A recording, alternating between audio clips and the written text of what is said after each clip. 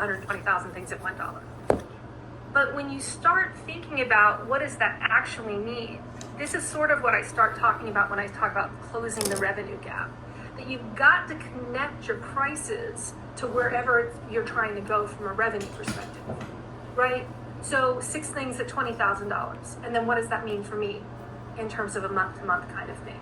12 things at $10,000. That's 1 sale a month, right?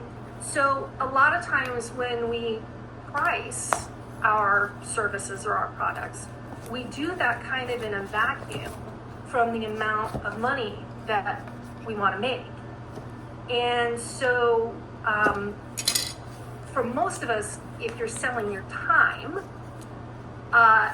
the question becomes, it's usually a whole lot easier to sell fewer things at a higher price than to sell more things at a lower price, right? And especially if it's just you. So again, if you're going to price on external factors and you're going to say, I'm going to price based on what I think the other guy is charging, well, you have no insight into their profit model.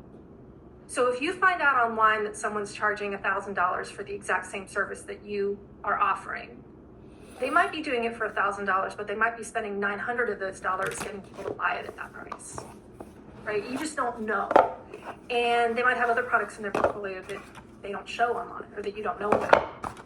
It doesn't take your personal situation into account. So again, it doesn't take that enough number into account.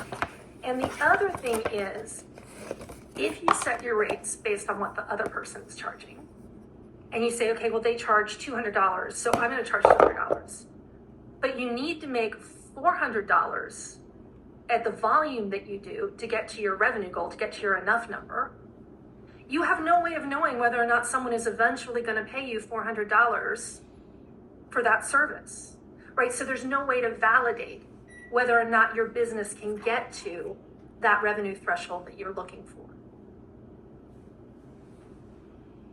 All right, so common pricing strategies that are out there. There's, I have no idea. I'm going to ask ChatGPT. Okay, we're not going to do that. That's competitive pricing.